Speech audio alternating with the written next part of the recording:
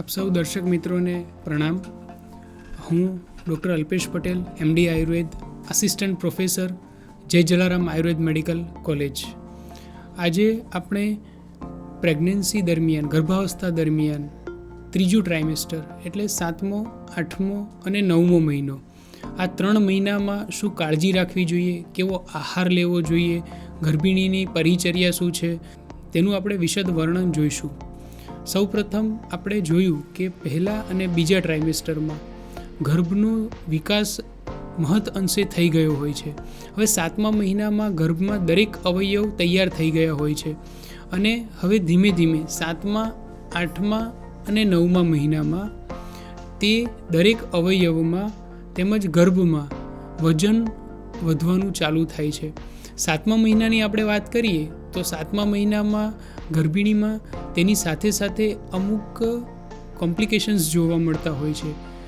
સામાન્ય રોગો જોવા મળતા હોય, જેવા કે પગમાં સોજો આવવો, બ્લડ પ્રેશરનું નિદાન થવું, આ કેટલીક ગર્ભિણીઓને જોવા મળતું હોય છે.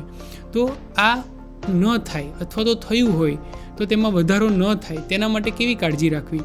તો 7મા મહિનામાં જ્યારે પણ જો પગમાં સોજા આવતા હોય તો સલાડ ઉપર અથવા તો કોઈ પણ ખોરાકમાં, છાશમાં તમારે મીઠું ન નાખવું જોઈએ. કાચા મીઠાનો તદ્દન પ્રયોગ બંધ કરી દેવો જોઈએ. જ્યારે પણ સોજા અથવા બ્લડ પ્રેશર ગર્ભિણીને આવે છે ત્યારે તેણે મીઠાનો ઉપયોગ સદંતર બંધ કરી દેવો જોઈએ. જે મીઠું ખોરાકમાં આવે છે, રાંધવા દરમિયાન આપણે જે જેટલું મીઠું ખોરાકમાં નાખીએ છીએ એ ચાલે, પણ ઉપરથી મીઠું લેવાનું સદંતર બંધ કરી દેવું જોઈએ. બીજી વસ્તુ, સિંધવ નમકનો ઉપયોગ ચાલુ કરી દેવો જોઈએ.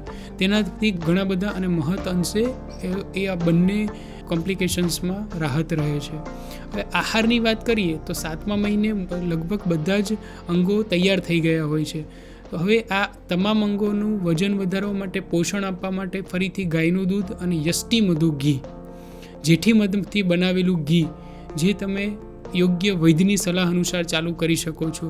રોજ 1 થી 2 અંજીર ખાવા જોઈએ, તેમજ દૂધ, મલાઈ તેમજ ખીર લેવી જોઈએ. સાથે સુખડીને ગર્ભાવસ્થા દરમિયાન તેમજ સૂતિકાવસ્થા દરમિયાન સંપૂર્ણ આહાર તરીકે વર્ણવેલી છે.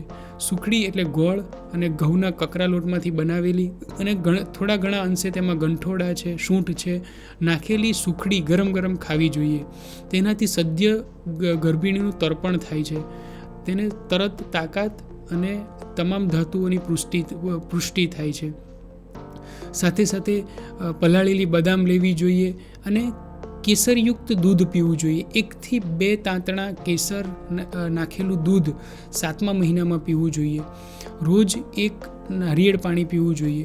હવે 7મા મહિનામાં આપણે જોઈએ તો 6ઠા અથવા 7મા મહિનામાં શ્રીમંતોનયન સંસ્કાર કરવામાં આવે છે. શ્રીમંતોનયન સંસ્કાર એ અત્યારે બેબી શોવર અથવા તો આના નામે આપણે જનરલી ગણતા હોઈએ છીએ, પણ વૈદિક પરંપરામાં આનું ખૂબ જ મહત્ત્વ હોય છે. સીમંત એટલે માથાની 5 હાડકાઓ એકબીજા સાથે સીમંત નામની સંધિથી જોડાયેલા હોય છે. એટલે હવે આપણે ગર્ભને વિધિવત જ્ઞાન આરંભ કરાવી શકીએ છીએ. એટલે હવે ગર્ભિણી જે પણ કંઈ સાંભળશે, વિચારશે, મનન કરશે અથવા તો એની ઇન્દ્રિયો મારફતે જે પણ કંઈ એના શરીરમાં જશે તે બધાની સ્મૃતિ હવે બાળકના મનમાં સંગૃહિત થશે.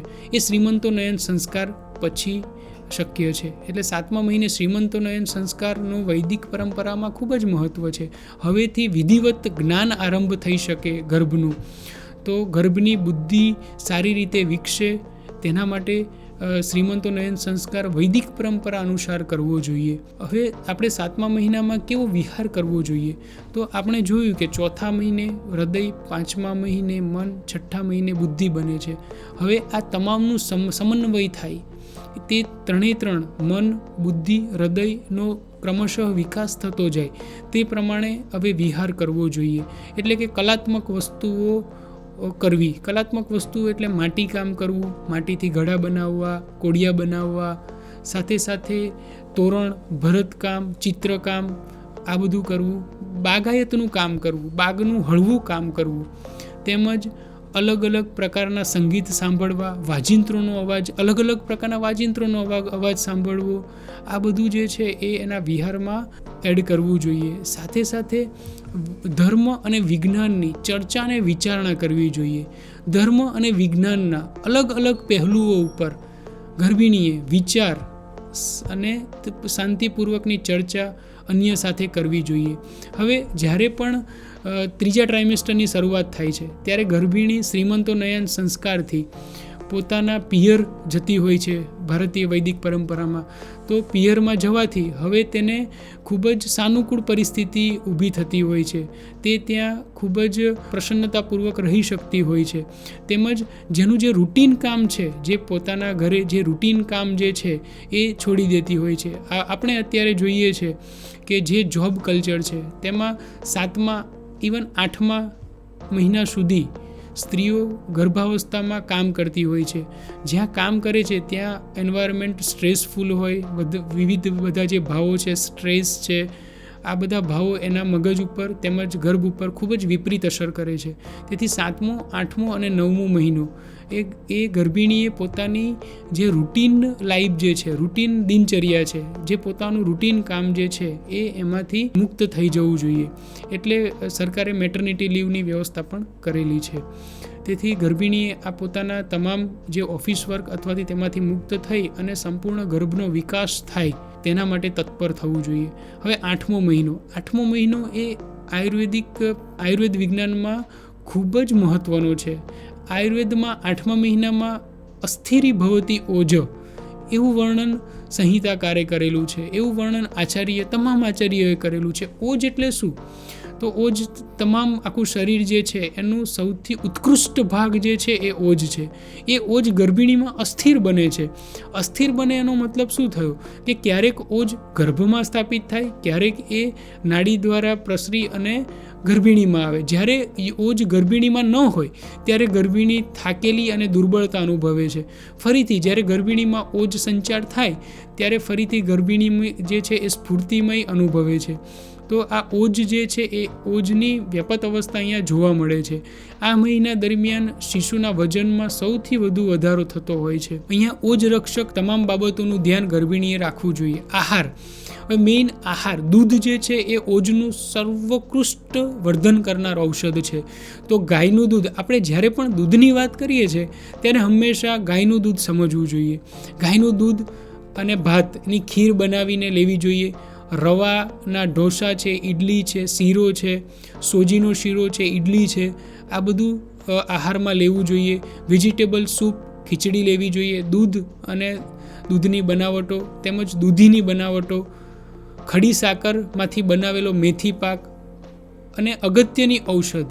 7મા અને 8મા મહિનામાં કોઈ અગત્યની ઔષધ હોય તો ગોખરું છે. ગોખસુર જે છે એ પગના સોજા, બ્લડ પ્રેશર, આ જેટલી પણ કોમ્પ્લિકેશન્સ છે જે 7મા 8મા મહિનામાં ગર્ભિણીમાં જોવા મળે છે એ બધામાં ખૂબ જ રાહત કરનાર દવા છે. તો આપની આજુબાજુના નજીકના વૈદ્યનો સંપર્ક કરી અને ગોક્ષુરનું સેવન 7મા 8મા મહિનામાં કરવું જોઈએ. સાથે વિહાર કેવો હોવો જોઈએ? તો ગર્ભિણી જેવું બાળક ઈચ્છતું હોય તેવા પ્રકારનો વ્યવહાર હવે અથવા તો વિહાર તેને કરવો જોઈએ. સાથે મોટેથી વાંચન કરવું. ગર્ભિણીએ અહીંયા હવે ગર્ભની સંપૂર્ણ ઇન્દ્રિયો વિકસિત થઈ ગયેલી હોય છે, તેથી મોટેથી વાંચન કરવું જોઈએ. રોજ બાળક સાથે 5 થી 10 મિનિટ સંવાદ કરવો જોઈએ.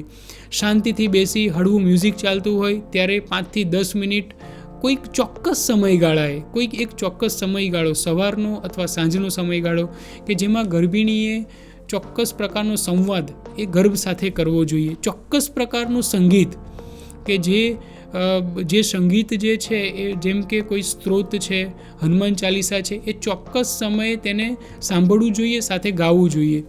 અને અહીંયા ખૂબ અગત્યની વાત છે, ગર્ભિણીએ મુસાફરી ન કરવી જોઈએ. અહીંયા ઓજ જે છે એ અસ્થિર બને છે. એટલે ગર્ભિણીએ બિલકુલ મુસાફરી ન કરવી જોઈએ. અહીંયા વિશિષ્ટ આહારની વાત કરીએ તો દૂધ, ભાત અને ખીર એ વિશિષ્ટ આહાર છે. તો 7મો અને 8મા મહિના બાદ હવે 9મો મહિનો એ પ્રસવનો અંતિમ મહિનો છે. તેમાં ગર્ભિણીએ પ્રસવની તમામ તૈયારીઓ ચાલુ કરી દેવી જોઈએ. હવે અહીંયા કટી વિવરમાં એના ગર્ભનું માથું જે છે એ સ્થિર થતું હોય છે. સાથે સાથે 9મા મહિનામાં કબજિયાત એટલે કે કોન્સ્ટિપેશન, આંતરડા પર દબાણ આવવાથી કબજિયાત રહેવી અથવા તો પેટ ઉપર ભાર રહેવો આદિ લક્ષણો થતા હોય છે. તો તેના માટે શું કરવું? ગર્ભિણીએ ક્યારેય 9મા મહિનામાં કબજિયાત ન રહેવા દેવી જોઈએ. કબજિયાત ન રહે તેના માટે કેવા ઉપાયો કરવા જોઈએ? કબજિયાત ન રહે તેના માટે ગર્ભિણીએ રાત્રે સૂતી વખતે ગરમ દૂધમાં 2 થી 3 ચમચી ઘી નાખીને પીવું જોઈએ. તેમજ અઠવાડિયે એકવાર રાત્રે ગરમ પાણી સાથે 1 ચમચી દિવેલનો ઉપયોગ કરવો જોઈએ. સાથે હવે અહીંયા ડાયટ જે છે એ ખૂબ જ સમતોલયુક્ત ડાયટ ગર્ભિણીએ આ મહિનામાં લેવો જોઈએ, 9મા મહિનામાં. સાથે વાયુનું અનુલોમન થાય તે માટે યોગ્ય વૈદ્યનું પરામર્શ લઈ અને બસ્તી ક્રિયા કરવી જોઈએ. બસ્તી ક્રિયા કરે તો વાયુ જે છે એ અવળો ન રહે, મતલબ વાયુ જે છે એ ઉપર ન ચડે અને સુખ પ્રસવ અથવા તો નોર્મલ ડિલિવરીની શક્યતા વધે. તેને માટે બસ્તી ખૂબ ઉત્તમ છે. સાથે સાથે ગર્ભિણીએ બેસી અને ઊભું થવું, આ પ્રયત્ન કરવો જોઈએ. કચરા કાઢવા જોઈએ, પોતા કરવા જોઈએ, જેનાથી પેલ્વિકના જેટલા મસલ્સ જે છે એ થોડા વિકસિત બને અથવા તો એમાં સ્ટ્રેન્થનિંગ આવે. તેના માટે આ તમામ વિહાર ગર્ભિણીએ કરવા જોઈએ. તો આ રીતે ગર્ભિણીએ 7મા, 8મા અને 9મા મહિનાની પરિચર્યા યોજવી જોઈએ. તો ફરીથી આપ સૌનો ખૂબ ખૂબ આભાર. Thank you.